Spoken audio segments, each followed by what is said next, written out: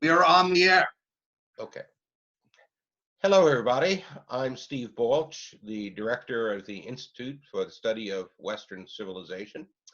And once more, in collaboration with our good partners, the Petrarch Institute, we are doing an online panel interview of a very distinguished scholar whose work is in the classics. And that scholar, actually, he's a man of a great many parts, is Kyle Harper. Kyle Harper is professor of classics and letters, as well as senior vice president and provost. The man has his hands filled, especially these days, at the University of Oklahoma. He is an author of three ample and important books about the classical world. One book is on slavery in the late Roman Empire. That's a book that received any number of prestigious scholarly awards. Another is on the moral transition that marked the Christianization of Western Europe under the Roman Empire, and that's called From Shame to Sin. And most to the point today, his most recent work, The Fate of Rome, Climate and Disease, and the End of Empire, which appeared in 2017. So Dr. Harper, thank you so much for giving us your time during this period of epidemic. Your knowledge is not only very relevant, but also that relevance makes your administrative jobs all the more challenging. So we're very, very happy that you've been able to spare some time for us. Let me begin by asking you a question about the fate of Rome and maybe the fate of all of us. Obviously, human beings are not entirely in control of their affairs as much as they would like to be. They are every so often influenced or sometimes smitten by huge events that are beyond their control. Your argument is that if you want to understand the fall of Rome, or maybe the falls of Rome, since it kind of fell and sort of picked itself up after a fashion on several occasions in antiquity and late antiquity, you have to look at these large environmental events. Specifically, for the benefit of our viewers who haven't read your book, what is it that you contend with respect to the fall of Rome and climate and disease?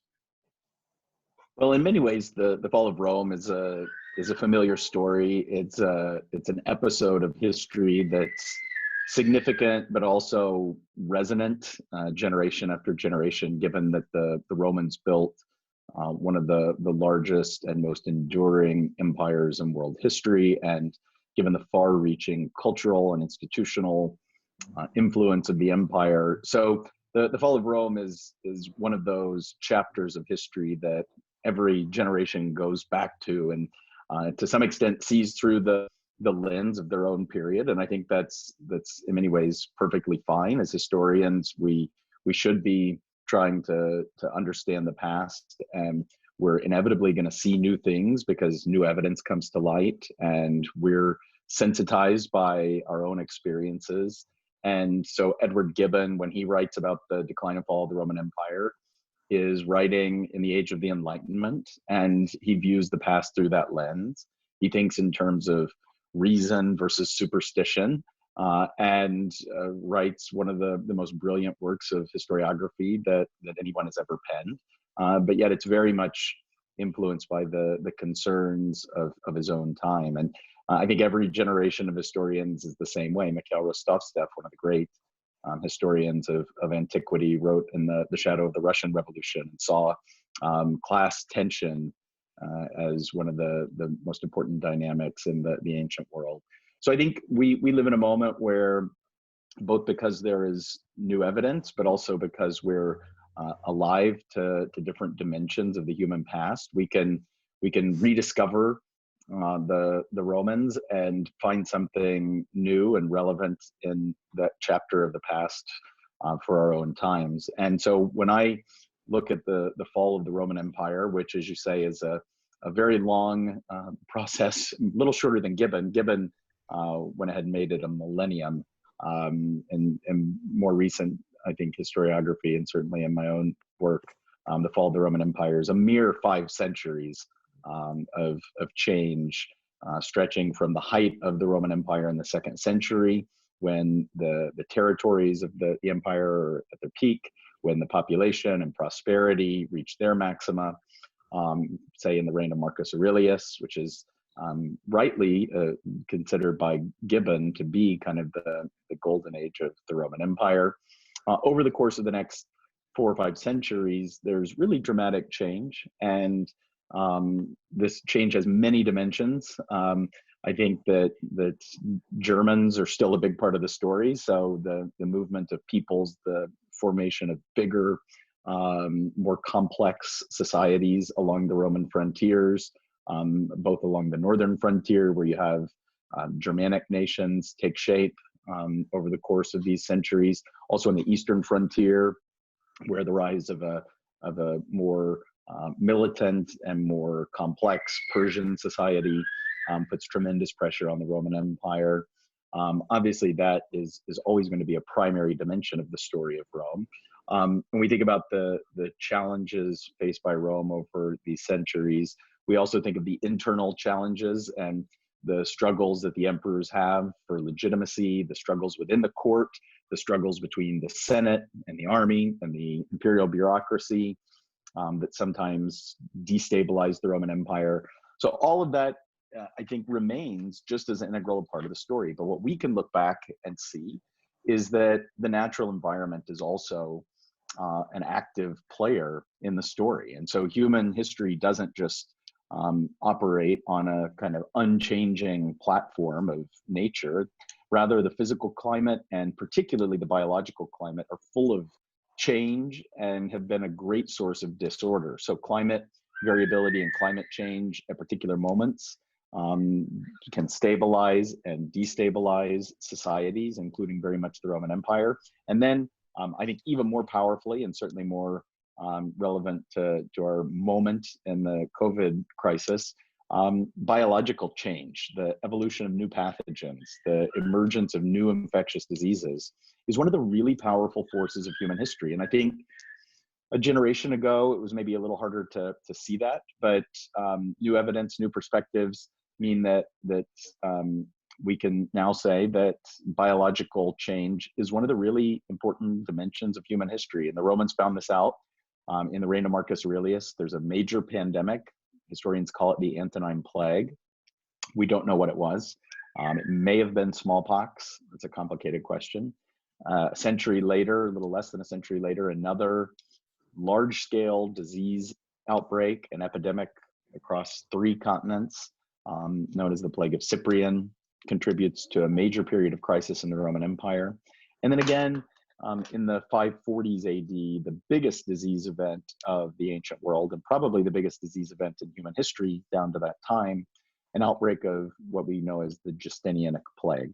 True plague, the bubonic plague, the same germ that caused the Black Death, that caused such death and devastation in the late Middle Ages, in the 1340s, arrived in the Mediterranean for the first pandemic of this disease, and caused tremendous destruction within the Roman Empire. So that, in a nutshell, is the argument, is that nature, and particularly change in the biological conditions of various societies, is an important thread in the fabric of human history.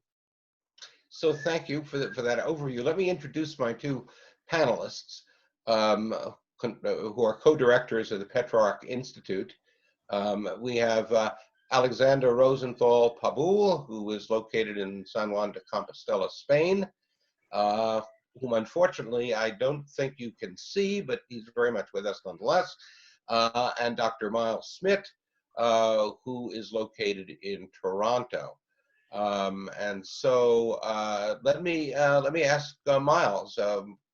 Why don't you enter the fray and put a question or two to Dr. Harper? Well, thank you very much for joining us today. It's great to have this topic, and I like the way you started out with that that idea of the past and the present shedding light on each other. So our experiences allow us to query the past with new perspective, as well as with new methodologies, and in some cases even techniques. And as we encounter experiences which we might have thought we were past or we thought belonged to history and become present, what the past was like comes back to life for us. So this is kind of reciprocal information.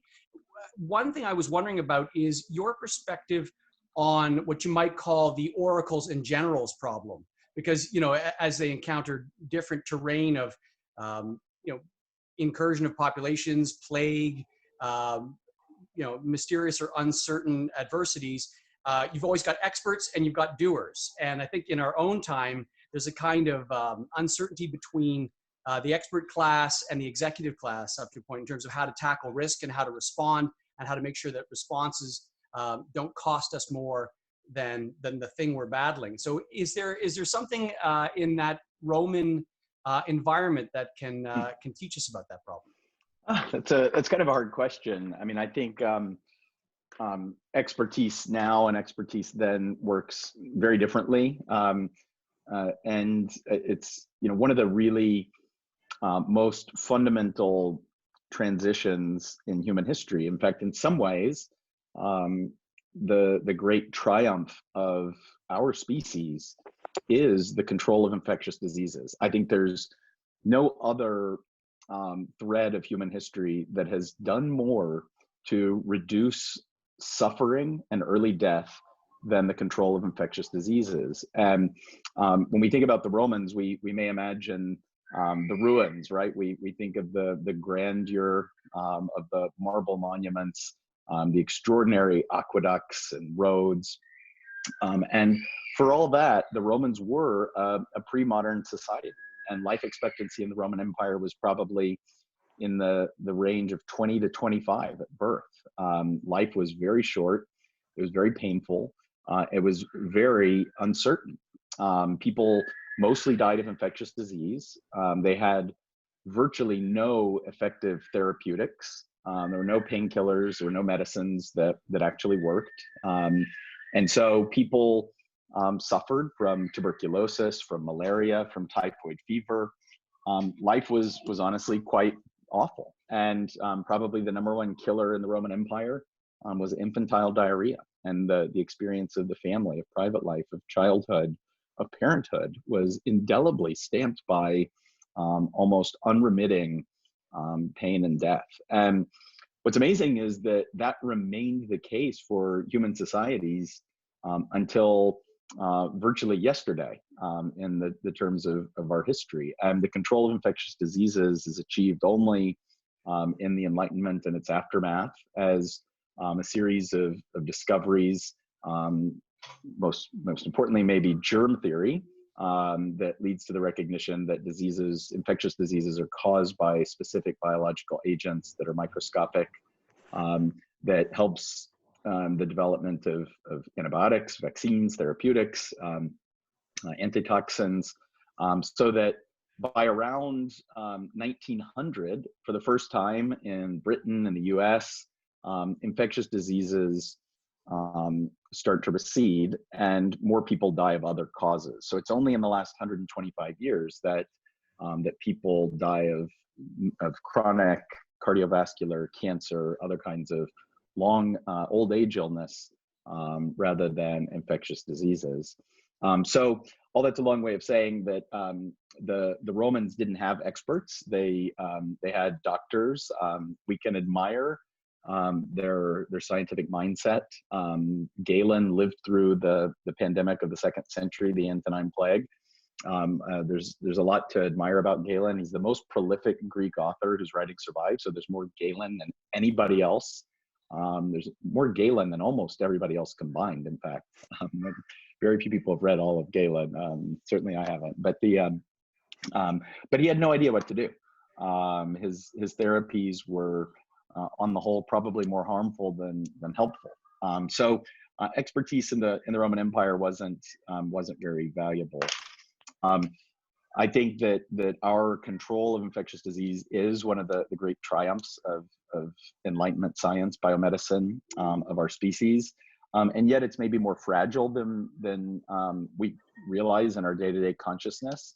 If you grow up in a developed society, if you're lucky enough to grow up somewhere like Oklahoma, which is a very fortunate, great stroke of fortune in many ways to be born in Oklahoma. But if you grow up anywhere in the developed world, we have the privilege of not worrying about infectious diseases. For the most part, it's out of mind. We don't fear plagues and poxes, and that's something that's existed only for a few generations.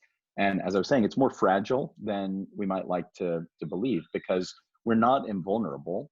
New diseases emerge, and there have been and remain threats to the array of tools that we have at our disposal. So antibiotic resistance is a grave threat, and the emergence of new respiratory viruses for which we don't have a vaccine was obviously one of the great vulnerabilities of our society. So it's been interesting to watch from my perspective, because I'm not a public health expert. I'm a historian, but I am very, I follow the public health literature and, pay very close attention to epidemiology. So it's been interesting to watch, from my perspective, the failure to really respect expertise from before this started, when dangers of this kind were perfectly predicted, to watching it ramp up and to watch our society really fail to know who to listen to. And then it's been interesting to watch people like Fauci become celebrities.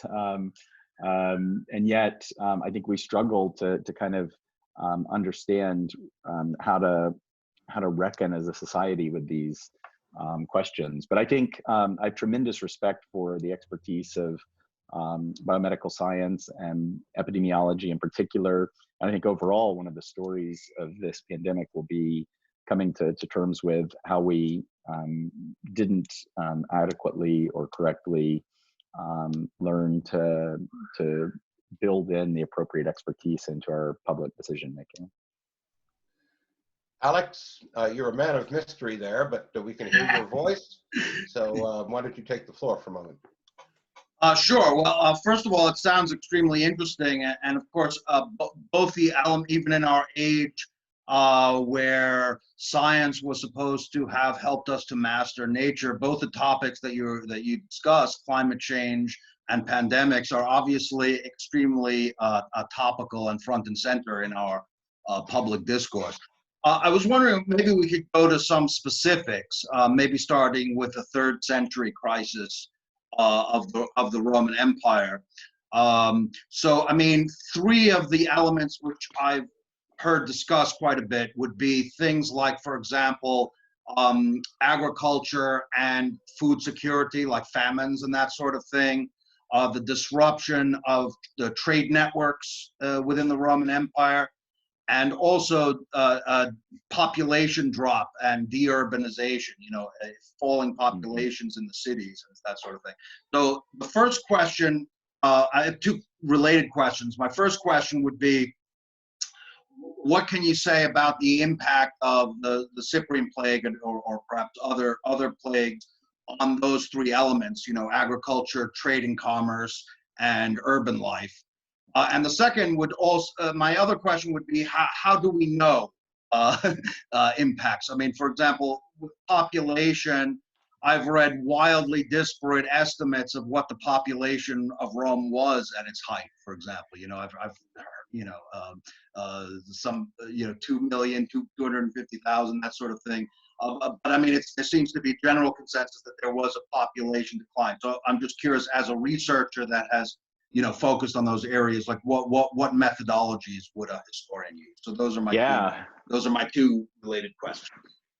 Well, Thank you. Do you have the rest of the day? Those are kind of near and dear to my heart and soul, and they're big and really hard, but also for that very reason, exciting questions. Let me start by trying to tackle the Plague of Cyprian, and I want to sort of preface that by saying that I think one of the real challenges for historians is to let go of hindsight. Sometimes hindsight can be an advantage, but it can also be a disadvantage. And the Roman Empire comes back from what we know as the crisis of the 3rd century and has a very meaningful second life. But that was not in any sense guaranteed to happen. And I think I side with those who call the crisis of the 3rd century the first fall of the Roman Empire. And we need to be surprised that it comes back, because many empires have such profound ruptures in their story that we kind of think of them as a separate phenomenon. In a lot of ways, you can think of Chinese history, which is probably the best comparative example for the Roman Empire. And historians will divide Chinese history in these great dynastic periods. And in a lot of ways, what happens in the 3rd century in Rome is very similar to that kind of division. It's really fundamental rupture in the Roman story. And the Roman Empire comes apart at the seams in ways that could have gone very differently. So what happens in the middle of the 3rd century is also very hard to follow, because this is one of the darkest periods of Roman history. Our sort of continuous narratives break. And so it's sort of after Cassius Dio, who keeps us going through the early 3rd century, but before Ammianus, picks up in the 4th century. And so we don't know everything that happens in the 3rd century. There's even some basic doubts about whether certain individuals declared themselves emperors. So the utter sort of opacity of this period is really fundamental fact. So one of the things that we do know happened is that there's a big plague. So in addition to some climate trouble that is vaguely attested, the military breakdown of the frontiers, the Gothic armies pierce deep into the Roman territory for the first time. There's massive trouble on the eastern frontier with Persia. The meltdown of the economy, the monetary system, hyperinflation. There's plenty going on in the Roman Empire, and yet one of the things that we know is going on is a big plague, and it's not bubonic plague; it's a pestilence, but it's called the Plague of Cyprian. And the main way we know about this is actually through very traditional evidence. So I've myself worked on this a little bit, and we actually have quite a bit of contemporary attestation, given the relatively few sources for the period. Essentially all of them that we do have tell us that there was a big pandemic that clearly struck all across the Roman Empire, which is rare in itself. To have a disease event that flares up and strikes across what was 3 different continents is itself a historically important kind of pattern. And we have just scant indications of how big this might have been. And so one of the bishops of Alexandria, the capital of Roman Egypt, describes a very significant depopulation right at the time of the Plague of Cyprian, that implies that over half the city was lost. Now, that doesn't mean they all died of the plague, but it gives us a sense of the severity of this. We also have literary sources that describe the decimation of the Roman army and serious shortages of population in the countryside. So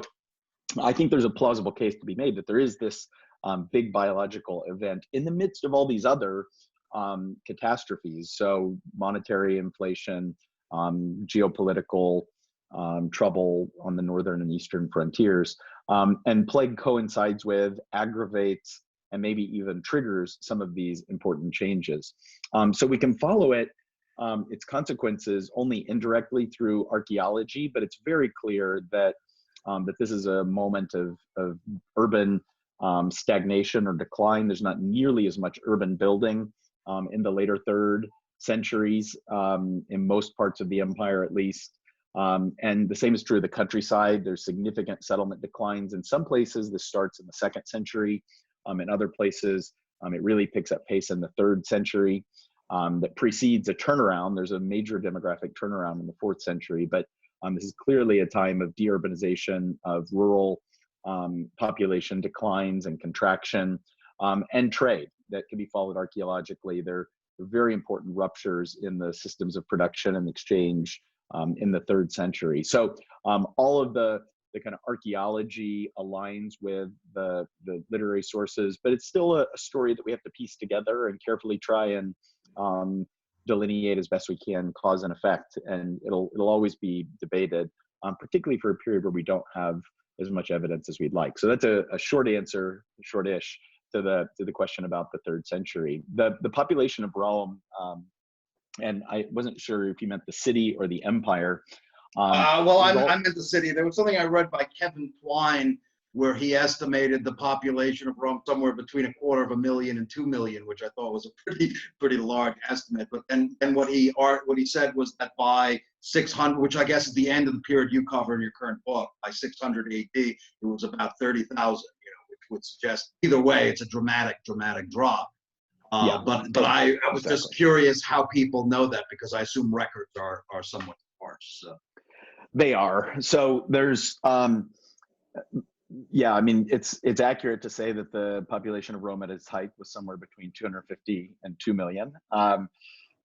We actually don't know with very much certainty, but most people, myself included, will say, and this is pretty rough, that it reached around 1 million. I think that's a pretty good inference based on, first of all, comparative evidence. We know the sort of area of the built up part of Rome, and you can then use comparative evidence from early modern cities about the number of people per household, the density per square mile or per acre, to infer what the built up area tells you. And so we know that Rome in the height of the empire had sprawled well beyond what are the say the Aurelian walls, and the case for Rome being at least 1 million is very strong, simply from the combination of archaeology and comparative data about the density of cities.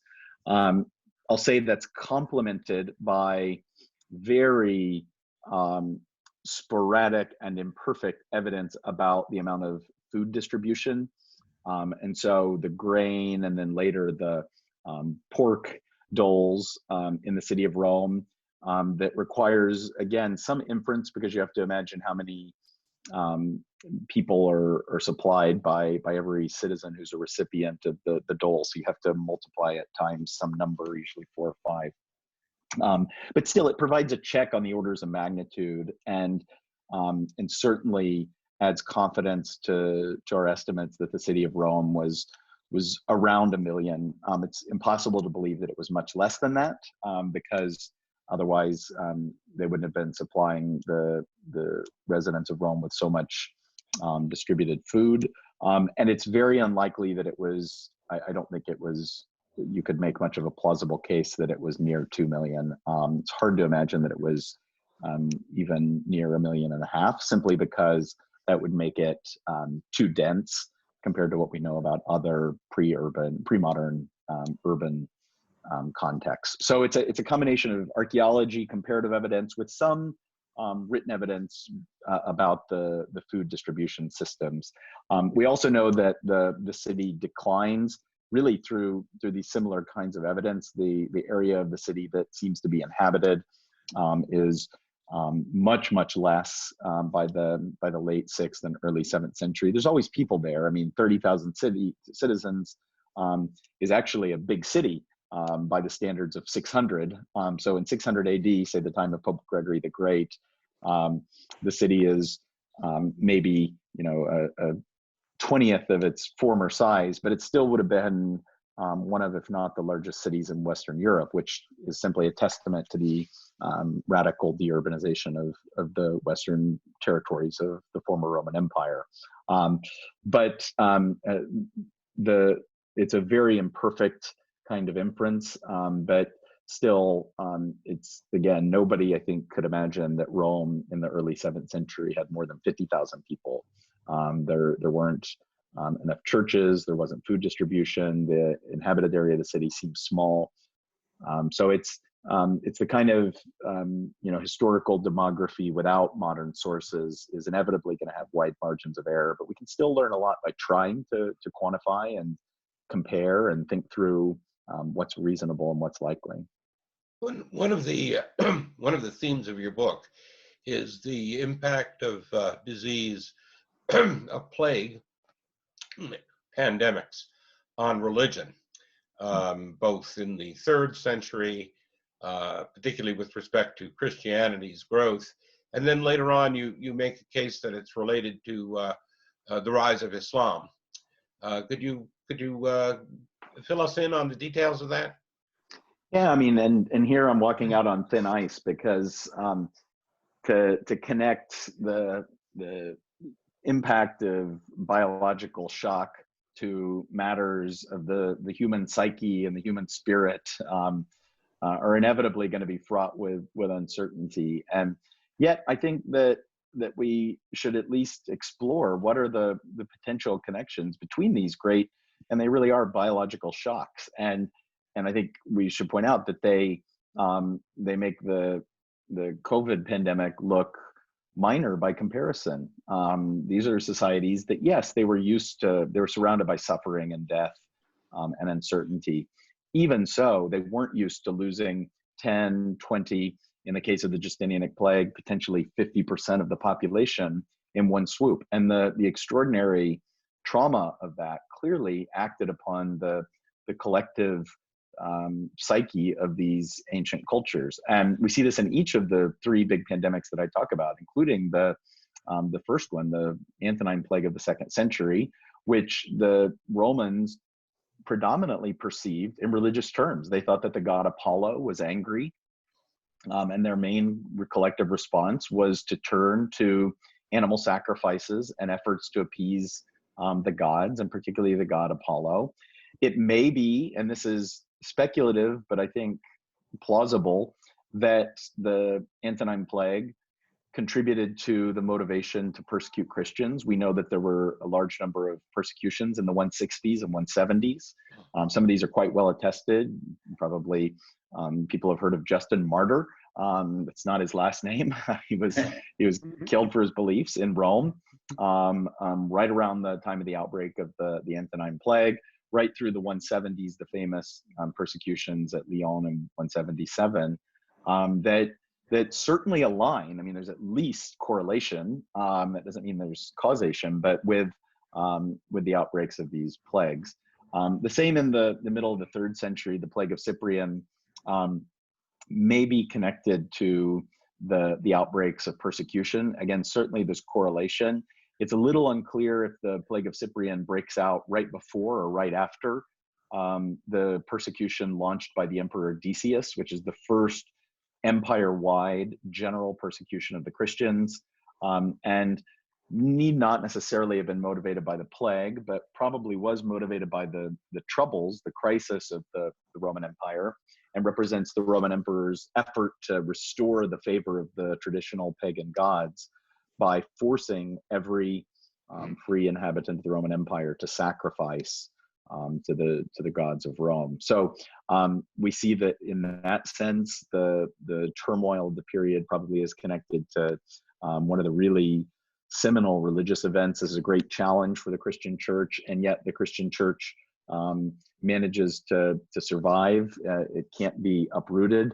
The violence in some ways even backfires because it provides a spectacular platform for Christians to testify to their faith. And in some ways, the survival of this spasm of persecutions that continues throughout the 250s leads to a great growth in Christianity. And for reasons that are still very difficult to understand, there seems to be a kind of problem or period of challenge in paganism in the later 3rd century that may be related to the demographic problems indirectly through deurbanization, or simply the struggle of civic authorities to maintain their level of power and prestige and tax base. But there's very, very little temple building in the later 3rd century. And in fact, there's evidence for temples going out of commission. And in some ways, this is best attested in the papyri of Egypt, where we can see that paganism that had been really thriving only a few generations before is in a phase of crisis. And I think that the later 3rd century looks like a period of great transition in the history of religion. Christianity is still a small minority, but nonetheless grows exponentially in this period between the crisis of the 3rd century and the conversion of Constantine. So it's important in that period. And then, as you say, I think it's important in the 6th and 7th century with the arrival of plague. What I think we can say with a high degree of certainty is that the experience of the bubonic plague, which was unlike anything that the society had experienced before, causes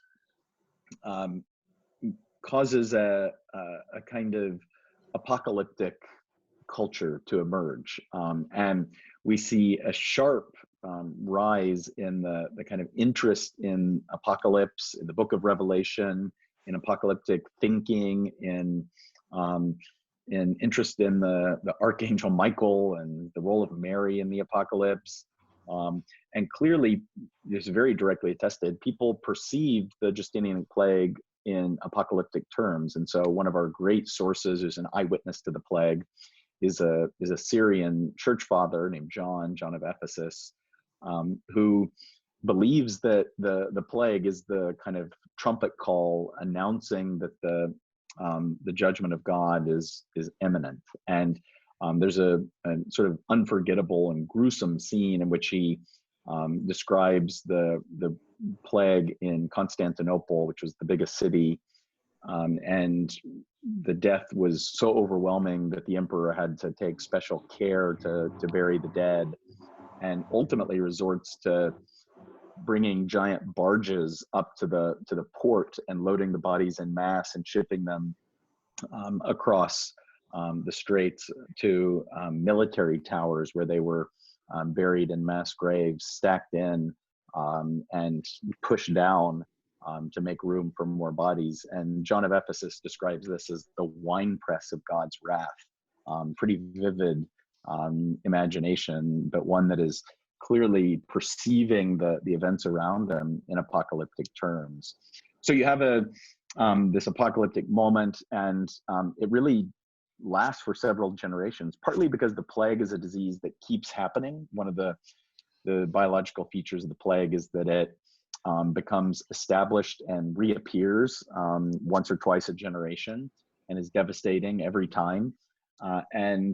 And so the plague doesn't go away, and the apocalyptic mindset stays. And we see a huge interest in the Last Judgment in the later 6th and early 7th century. In Christian sources, from Gregory the Great, the Pope in Rome, who certainly shares this mindset as he lives through the plague, through Eastern Christianity within Judaism, which is not a kind of strongly apocalyptic culture in the 4th and 5th centuries, but over the course of the 6th and particularly 7th century, there's a very widespread interest within Judaism in the apocalypse, or in the kind of last judgment of God. And I think Islam is a part of this broader culture. There's a lot of work by historians over the last generation, 10, 20 years particularly, showing that Islam is born really within the cultural orbit of the Romans and the Persians. So the Arabian Peninsula, Mecca, Medina, the background of Muhammad can in some ways seem beyond the frontiers of the Roman Empire and sort of out there, something from the outside that then comes in.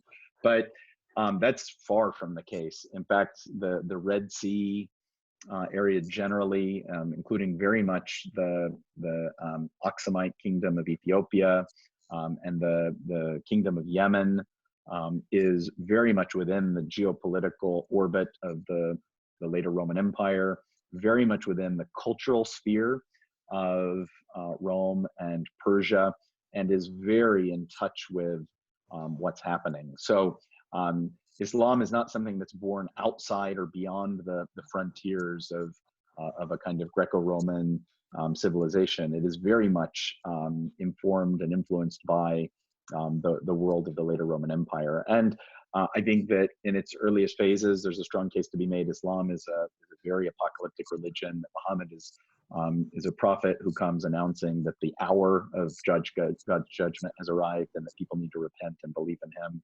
And I think that that's, at least in some sense, touched by this broader culture of apocalyptic sensibility that's informed by the repeated biological catastrophes of the 6th and 7th century. Miles?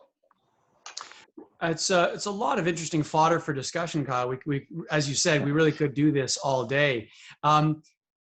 Putting off for a little bit later, maybe a methodological question about doing history. I wanted to ask about the mirror to cadence in history. I mean, for understandable reasons, partly because the influence of Gibbon's work, I guess, but you know, there's an incredible fixation on the fall of Rome, the fall of civilizations, and how negative factors do attrition work on civilizations. But you know, of course, with Rome, leaving aside for a second the extent to which our own civilization is by lineage and abstractly Roman, and apart from the resuscitation it enjoyed after the 3rd century crisis you talk about, Roman civilization enjoyed a kind of long persistence in Byzantium, and it enjoyed a kind of revival, a rebirth really, in the Carolingian Renaissance. So I was just wondering, from a historian's perspective, how do you look at the features of Roman civilization that persist or return after some of these physical terrain factors are off the table?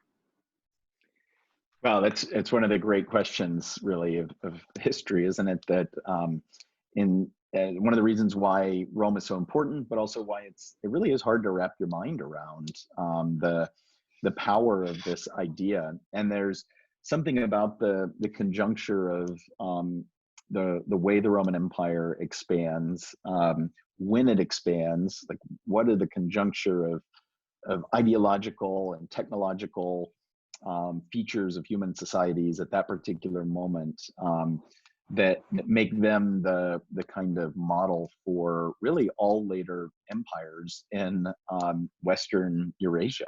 And just think about the name of Caesar, and think about the imprint of the idea of empire, and think about even the name of Roman. So Anthony Caldelis, who's a Byzantinist, who thinks that there's no such thing of Byzantium, has just written this very, I think, important and persuasive book called Roman Land, that takes to tasks even Byzantinists for thinking of Byzantium as Byzantium, because that's a very much a modern import that imposes our language on a society when they called themselves the Romans. Of course, in Greek, but the 7th, 8th, 9th, 10th century and beyond, the Byzantines didn't call themselves the Byzantines. They called themselves hoi Romaioi, the Romans. And to some extent, they, of course, had a political claim to represent a certain continuity, much more so than the Carolingians. But there's something about the idea of Rome, the model of imperial power, that is a constitutional model, is a kind of rule of a monarch within a constitutional regime that's framed by institutions and written law, that provides a template, that provides a model that proves tremendously enduring, certainly throughout the Middle Ages and even into the early modern world. So I think there's something about the unique success and endurance of the Roman Empire, something about the conjuncture of this empire at this moment in time when it lets it become the template for later empires. Do you, in thinking about the collapse of the Roman Empire, its third collapse, the collapse that involves the permanent loss of the West, the remaining part of the Roman Empire, the Eastern Empire, didn't give up on the West all at once and quite easily. It made some strenuous efforts to kind of reoccupy the West.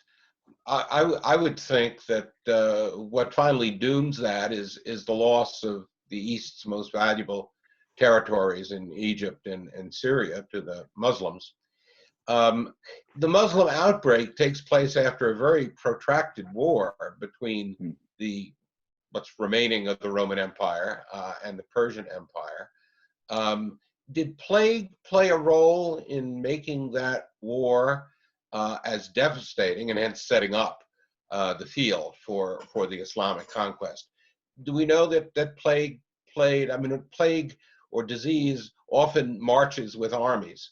Do we have any evidence as to whether that was true in the last great Roman-Persian War? No, it's a great point and a great question, and I think historians have affirmed that this great war between the Romans and the Persians that stretches over most of the first third of the 7th century is it's not just another war. It's it is a kind of total war that is exhausting for both sides, and that exhaustion in some sense prepared the path for the really extraordinarily rapid Islamic conquest, because it's quite amazing how quickly and how dramatically Arabian invaders are able to dismember these two powerful empires that were two of the most powerful empires in the world at that time. Probably not quite as powerful as China at that time, but certainly in the western half of Eurasia, the two great empires, and they managed the invasions proceed over the course of 2-3 decades, and simply the most powerful provinces, the most populous and prosperous provinces of the Roman Empire are simply taken away. And so you have to ask, well, how did that happen? And like I said, I think there's a recognition of the importance of the war with Persia. But I do think that if we look at it more closely, that plague is a major factor, and we know that plague did strike in Persia as well, and would have served to weaken the economic, agrarian, military basis of power. And I think it's important to keep in perspective that, just as you were saying, that armies can move diseases. This is a very still underrated feature of history, is that often the actual demographic significance of conflict is infectious disease. I forget the exact quote, but Walt Whitman said the whole damn war business is about 9/10 diarrhea, and the sheer, I think we sometimes sort of say this offhandedly without really thinking about it deeply, but even take the 30 Years' War, 1618 to 1648, which is a war for which we have much better evidence, is probably the first modern war in many different ways, is a kind of total war, devastates Central Europe, sets it back demographically for a century, involves massive gunpowder artillery, and much more powerful killing weapons than the Romans ever have. We don't have gunpowder, of course. And still, the great killers in that war are typhus and bubonic plague. And massive times more, even soldiers, probably 3 or 4 to 1 of soldier deaths are from disease rather than from actual combat or injury.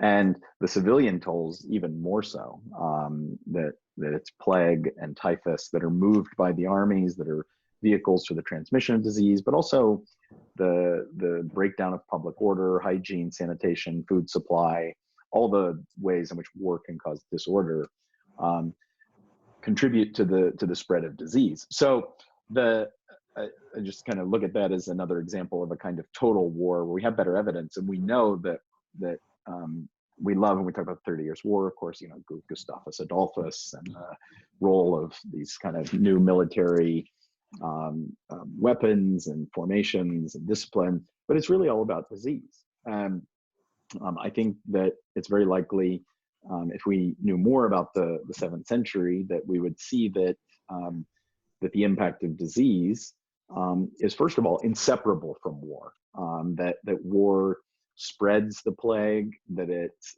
contributes to rodent population, that it contributes to famine and starvation that weaken people and make them more exposed to disease. And so there is some direct evidence that the early 7th century, the conflict between Rome and Persia is beset by outbreaks of bubonic plague. These recur with tremendous force in the early 7th century. And so I think as historians, it's inappropriate to just treat the plague or to just treat the war, but it's actually the interplay of those and the way in which they amplify each other. Human conflicts exacerbate epidemics, and it's the combined effects of those that exhaust the military and fiscal reserves of these societies and prepare them to be very quickly overtaken by these invasions of the 620s, 630s, 640s. Let's have a final round of questions, beginning with Miles. Well, and just to your point, I think in terms of the picture we have of history and some of the hard numbers, I don't have them to hand, but I think that holds even, for example, the campaign in the Pacific in World War II. You know, we think about these battles island by island, but I think the malaria death toll is higher than battle casualties. To your philosophy of historiography, I guess I had a question about how you see arguing different pictures in the discipline, because I guess there are a couple of different spectra in history. There are people who focus on agency, so leadership and the great man theory, things like that, and then on the other end of that, there are deterministic factors, and even within material factors, I guess there's kind of permanent terrains. I guess you sort of think about people like Brodel, the geographic arena shapes the history, and then there are always the contingency physical factors, which might be the arrival of disease or seasonal change, things like that. So because history is so interdisciplinary or so polymath, do you have for non-historians in the audience, do you have a kind of executive summary of how you approach a debate when the meaning of different impacts has to be evaluated, leaving aside scarcity of information or incomplete pictures or incomplete documentation? I guess just the sort of the philosophy of history for you. Yeah, I mean, so I'm very, very much a big tent. And I think that one of the things that makes history fun and exciting and rich is that it can contain so many different ways of asking questions and thinking about the past. And I very much think that history is a discipline of the humanities and a discipline of the social sciences and a discipline of the natural sciences. And so I would, be as interested as anyone to sit down with a biography of Alexander Hamilton and think about this remarkable figure and all of the particular things that made him who he is and contributed to his influence, and think that there's something profound and valuable and humanistic about that. But I also think history needs to be doing, be a social science and to ask why do some societies industrialized first? I don't think that that's a question that that is going to be answered by just biography. I think it's going to take quantification and testing of hypotheses and competing of different arguments and be falsifiable. You know, did human capital cause the Industrial Revolution, or did institutions? I think that's a profound and important question. That's really a historical question that can only be answered with social scientific methods. And then obviously what I think is a kind of growth area and dynamic frontier in the field is the biological interdisciplinary work. And we're learning a lot about the history of diseases and the history of health. I think historians have a lot to contribute and also have a lot to learn. So, you know, I think the more approaches, the better. I don't think that one threatens the other. I think they have to go hand in hand. I think history is the ultimate interdisciplinary field. Alex? Well, following on a little bit from Miles's question, but looking at something specific, if you don't mind my going back again to the 3rd century, which you seem also to be quite interested again. You know, one of the things I'm thinking now about the nexus between, let's say, intellectual history and the sort of biological and natural factors that you're talking about. One of the things that I find very notable about the 3rd century is the apparent decline of, let's say, letters and literature and that sort of thing, right? So in the 2nd century, it seems we can think, especially early 2nd century, we can think of Latin authors like Juvenal and Tacitus even lived into the 2nd century, and Marcus Aurelius is writing in Greek, but you clearly have a solid literate culture going on. But when we get to the 3rd century, particularly in Latin, you know, it's difficult to come up with household names in terms of Roman poetry, and you mentioned history specifically, how dark things kind of get in terms of references. So I'm wondering, what account might one have for sort of the apparent, maybe if you agree with me that there was kind of a decline of letters, what would account for that? And are there elements in your thesis about emphasizing climatic and biological pathogenic causes that could help us understand that? I mean, is it perhaps related to the deurbanization and population declines and that sort of thing? So that would be my sort of question. I don't know that much about what was going on in terms of the municipal schools and these sorts of things that, you know, in the Roman Empire in the 3rd century. So I'm curious if you could shed any light on that. Yeah, and I'll start by qualifying that, and I think this actually can shed light on the earlier period in some ways, that there is actually a revival in the 4th century, and I think sometimes it doesn't get its due because of the way that the kind of classical canon was formed excludes late Latin. But you know, Ammianus is as remarkable a historian as anyone writing in Latin, save maybe Tacitus, but it's a matter of opinion. And Claudian's poetry, especially if we have more of it, could belong in almost any canon. There's probably not as much of it, but there is a kind of revival in the 4th century. But at the very least, there's a gap. So if you're looking for great poetry, great literature in the later 3rd century, it does get very hard to find. We may not know what we've lost. In some cases, we have only hints of what we've lost, and we do know we've lost quite a lot in Latin and in Greek. And so, you know, there are clearly some Greek historians of the 3rd century that are very interesting to me. For instance, Dexippus and Philostratus of Athens, that we know only very fragmentarily, but may have been quite worth reading if they'd only survived. But unfortunately, they don't. So some ways it's hard to say if there's a gap in what survives or a decline in production, and probably the answer is both. If you made me say what I think, there probably is simply a decline in the scale and quality of literary production that has very much to do with the sociology of literacy and cultural production and performance. And there's, the systems of patronage, the urban context in which ancient culture had thrived, just takes a battering in the later 3rd century. It never goes away. We know, for instance, that Plotinus is quite active in the city of Rome in the middle of the 3rd century. It doesn't, the embers don't completely go out as they do in some of the cities of the early Middle Ages. But the fire's burning pretty low in a lot of the towns of the Mediterranean, particularly the Western Mediterranean in the middle of the 3rd century. And so I think ultimately it's indirect, but it is the kind of